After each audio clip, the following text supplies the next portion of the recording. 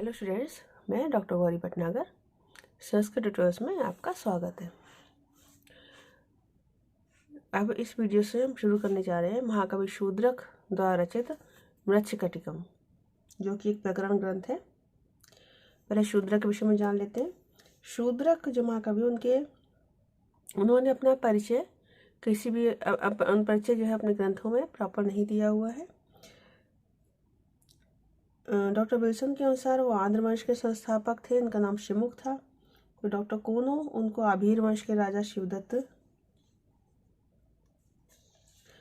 जो हैं वो मानते हैं। डॉक्टर साल्टोर जो हैं वो मानते हैं कि राजा भूविक्रम के छोटे भाई राजा शिवमार प्रथम थे।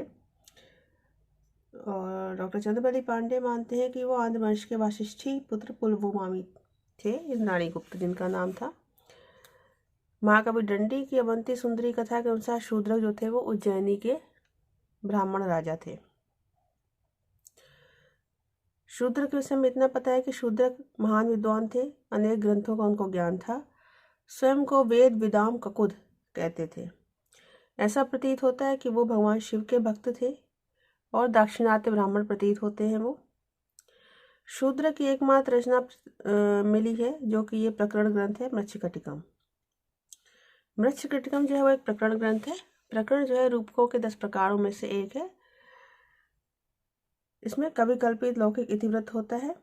अमात्य विप्र या वणिक धीर प्रशांत नायक होता है।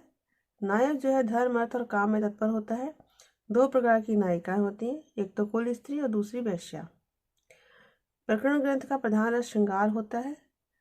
और मृच्छकटिकम जो प्रकरण ग्रंथ है इसकी कथा कवि कल्पित है। प्रधान रस इसका श्रृंगार है। जिसका नायक चारुदत्त है वो एक ब्राह्मण है और इसमें 2 नायिकाएं हैं। जो कुल स्त्री है वो चारुदत्त की पत्नी धूता है और वैश्या यानी गणिका जो है वो बसंत सेना है। धूर्तों से भरा हुआ होने का, संकुल होने का ये संकीर्ण प्रकरण ग्रंथ है। और इसकी कथा का स्रोत जो है वो महाकवि भास्कृत दरिद्र चारुदत्तम नामक नाटक है जो इसका स्रोत है। इसका नामकरण जो है वो किया है मृत शकटिकम। मृत मीन्स मिट्टी, शकटी कहते हैं गाड़ी को, तो मिट्टी की गाड़ी। इसका नामकरण क्यों किया गया यहाँ पर? चारुदत्त जो इसका नायक है उसके पुत्र को प्रसन्न करने के लिए नायिका बसंत सेना ने अपने स्वर्ण आभूषण जो है वो उतार कर उसकी मिट्टी की गाड़ी में रख दिए थे। जो न्यायाधीश था उसको नायक चारुदत्त के अभियोग का प्रत्यक्ष प्रमाण जो था इसको देखकर ही मिला था। और तब न्यायाधीश को इसी से प्रमाणित हुआ कि चारुदत्त ने अवश्य ही बसंत सेना की हत्या की है। तो इस प्रकरण ग्रंथ में यह घटना सबसे ज्यादा महत्वपूर्ण है। इसीलिए इस प्रकरण ग्रंथ का नाम मृच्छकटिकम अर्थात मृच्छकटिकम रखा गया है। ये इसके नाम रखने का कारण है। इसमें 10 अंक हैं। पहला अंक है अलंकार न्यास, दूसरा अंक है द्योतकर संवाहक, हर अंक का अलग अलग नाम है। तीसरा अंक है संधि विच्छेद, चौथा अंक है मदनिका शर्विलक, पांचवा अंक है प्रवहरण विपर्य, पांचवा अंक है दुर्दिन, छठा अंक है प्रवहरण विपर्य, सातवां अंक है आर्य का अपहरण, आठवां अंक है बसंत सेना मर्दन, नवां अंक है व्यवहार और 10वां अंक है संहार। इसमें जो मुख्य पात्र हैं, एक तो विदूषक है इसमें, इसका नाम मैत्रेय है। जो प्रतिनायक है इसमें वो संस्थानक है जिसको शकार भी कहा गया है, और राजा पालक जो है उसका वो साला है। चारुदत्त का दास वर्धमानक इसमें है। चारुदत्त का पहले एक सेवक था, बाद में भिक्षु बन गया संवाहक, उसका भी इसमें अहम रोल है। बसंत सेना का एक सेवक है कर्णपूरक। इसके अलावा बसंत सेना की जो दासी है मदनिका, उसका प्रेमी ब्राह्मण चोर है, उसका नाम शर्विलक है। बसंत सेना का एक आश्रित वैश्य पुत्र है जो बंधुल है। बसंत सेना का एक दास और है कुंभिलक। और चारुदत्त का पुत्र जो है उसका नाम है रोहसेन। और आर्यक एक गोपालक है जो उस समय के वर्तमान राजा पालक का बंदी है, जो बाद में राजा बनता है। इसके अलावा चंदनक सेनापति है और रदनिका जो है वो चारुदत्त की दासी है और मदनिका जो है वो बसंत सेना की दासी है। और मदनिका शर्मिला की प्रेमिका भी है जो चोर है। धूता बताया ही है जो चारुदत्त की पत्नी है। इसके अलावा एक रेभिल चारुदत्त का गायक मित्र है जो कि इसमें अनुपस्थित है, उसका नाम आया हुआ है। एक चारुदत्त का मित्र है चूर्णव्रत, उसका भी नाम आया है, केवल अनुपस्थित पात्र है वो। इस प्रकार इसमें मुख्य जो चरित्र है वो है। एक सिद्ध है जिसने कि आर्य के राजा होने की भविष्यवाणी की हुई है। इस प्रकार से इसमें ये मुख्य चरित्र है। अब इसका पहला अंक हम शुरू करेंगे। पहले अंक का नामकरण है अलंकार न्यास। अलंकार न्यास क्यों कहा गया है? क्योंकि उज्जैनी की वेश्या बसंत सेना है, उसको राजा का जो साला है संस्थान के शकार, वो उसको अपने प्रेम पाश में फांसना चाहता है और अंधेरे में उसका पीछा करता है। भागती बसंत सेना जो है चारुदत्त के घर पहुंच जाती है। शकार जो है अपने साथियों से बात कर रहा होता है, तो उस बातचीत से बसंत सेना पता चलता है कि ये चारुदत्त का घर है, चारुदत्त घर के पास है वो उसी के घर में प्रवेश कर जाती है। विदूषक के झिड़कने से शकार जो है बाहर ही रह जाता है और बसंत सेना अंदर छिप जाती है। फिर चारुदत्त से बातचीत होती है और बसंत सेना जो अपने आभूषण उसके पास धरोहर के रूप में रख जाती है। तो इस प्रकार से अलंकार न्यास जो है इस अंक का नाम रखा गया है। तो अब प्रारंभ करते हैं मृच्छकटिकम। जो पहला श्लोक है इसका वो नांदी पाठ है। पहला और दूसरा 2 श्लोक नांदी पाठ है, देखेंगे।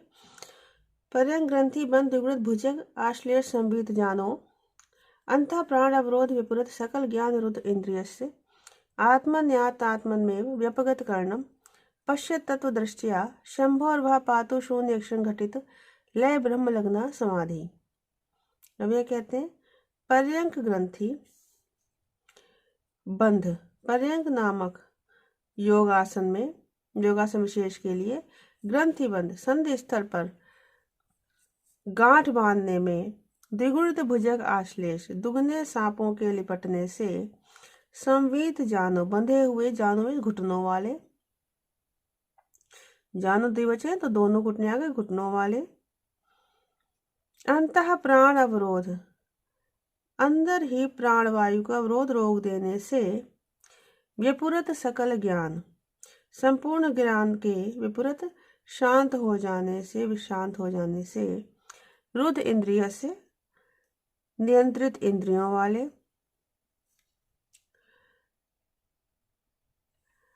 तत्व दृष्टिया, तत्व दृष्टिया यथार्थ ज्ञान रूपी तत्व रूपी दृष्टि से, आत्मनि अपने अंदर, व्यपगत करणम आपने अपने अंदर, इंद्रियों के, व्यपगत कर्ण में इंद्रियां होते हैं, इंद्रिय व्यापार, व्यपगत इंद्रिय व्यापार को रोक कर, रोकने वाले या रोके हुए,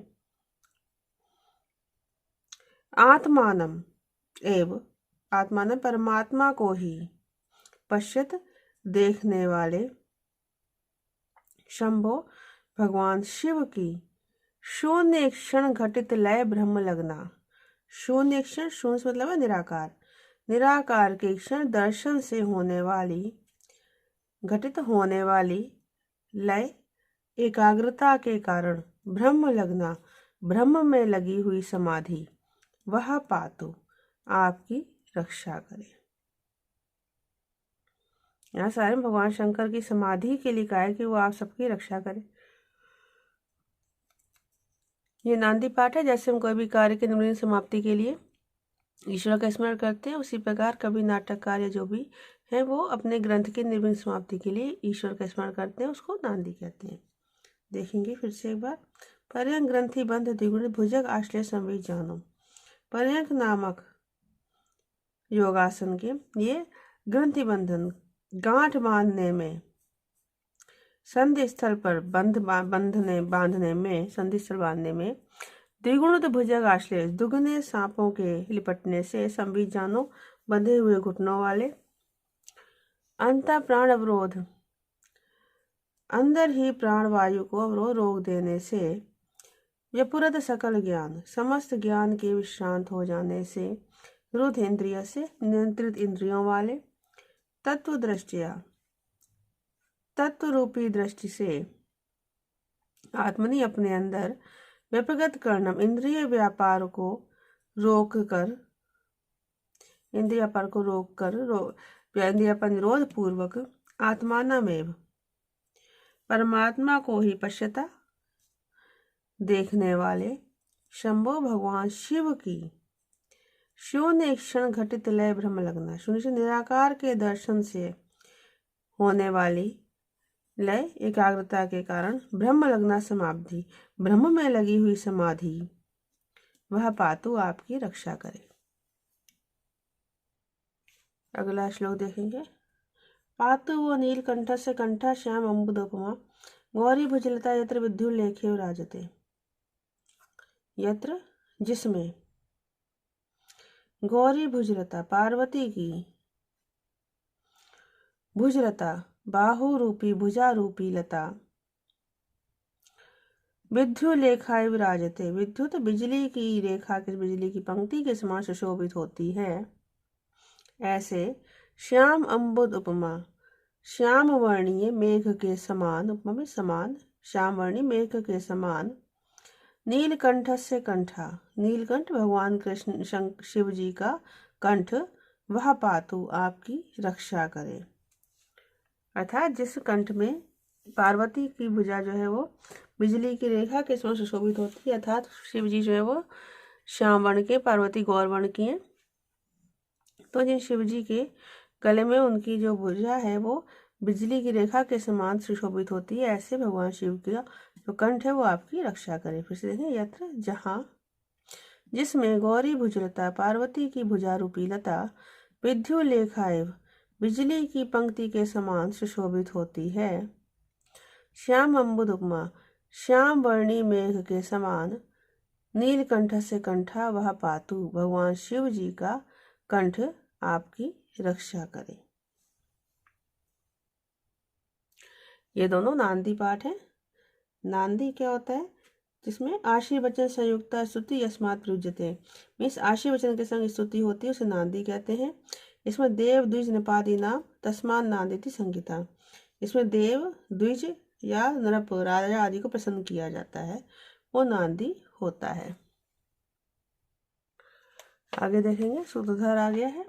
सूत्रधार कौन होता है जो नाटक का प्रबंध करता है वो सारा कार्य करता है। मैं इस नाटक को बताता भी है क्या नाटक होना है उसकी प्रस्तावना बताता है। उसके अलावा जो भी नाटक की वेशभूषा है या जो भी चरित्र है उन सबका तैयार करने का काम भी सूत्रधार का ही होता है।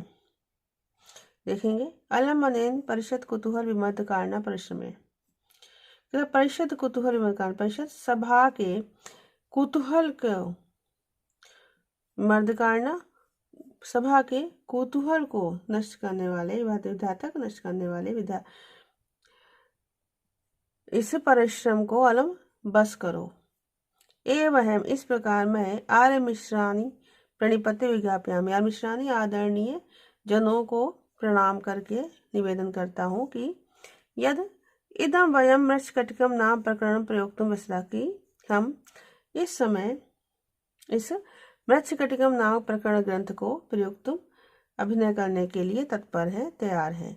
एतत् कवि के लिए इसके कवि इसके रचयिता जो है वो कौन है इसको आगे देखते हैं। देखेंगे धीरुदेन्द्र गतिश्चकोर नेत्रं परिपूर्णेन्द्र मुखा शुभगृहस्य द्विज मुख्यतमा कवि बहु प्रथिता शूद्रक इति अगासत्वा। धीरुदेन्द्र गति धीरुदेन्द्र गजराज के समान गति वाले चकोर नेत्र चकोर के समान नेत्र वाले परिपूर्ण इंदु मुखा पूर्ण चंद्रमा के समान मुख वाले सुविग्रहस्य सुंदर शरीर वाले और द्विज मुख्यतमा क्षत्रियों में मुख्य क्षत्रियों में अग्रणी अगाध सत्वा अत्यधिक बलशाली शूद्रक नाम वाले प्रथिता कवि बभू प्रसिद्ध कवि हुए। मतलब जिसने जो लिखा है मैं उनका नाम बताया और शूद्रक है और वो कैसे हैं इसके बारे में बताया। दुर्योधन गति गजराज के समान गति वाले चकोर नेत्रा चकोर के समान नेत्रों वाले परिपूर्ण इंदु मुखा चंद्रमा के समान मुख वाले सुविग्रह सुंदर शरीर वाले, विग्रह में शरीर, सुंदर शरीर वाले, और द्विज मुख्यतमा क्षत्रियों में अग्रणी, अगाध सत्वा, अत्यधिक बलशाली, शूद्र का प्रथिता कई शूद्रक नामक प्रसिद्ध राजा हुए हैं।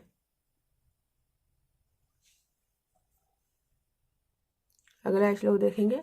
ऋग्वेदम सामवेदम गणितम मत कलाम वैशिकीम हस्तशिक्षाम ज्ञात्वा शरप्रसादात् विपगत तिमिरे चक्षुषी चोपलभ्या राजानं वीक्ष्य पुत्रं परम समुदयेन अश्वमेधेन चेष्ट्वा लब्ध्वा च आयुशताब्दम 10 दिन सहितम शूद्र को अग्नि प्रविष्टा। अब यह शूद्र के विषय में बताया हुआ है कि ऋग्वेद सामवेद गणित, ऋग्वेद को, सामवेद को, गणित को, और कलाम वैशिकीम हस्तशिक्षाम कलाओं को, वैशिकीम नाट्य शास्त्र को, हस्तशिक्षा गद्य शास्त्र को, ज्ञातवा जानकर, शर प्रसादात भगवान शिव जी के प्रसाद से, कृपा से, व्यपगत तिमिरे अज्ञान रूपी अंधकार से रहित, चक्षुषी चौपलभ्या नेत्रों को प्राप्त करके, अज्ञान अंधकार से रहित नेत्रों को प्राप्त करके,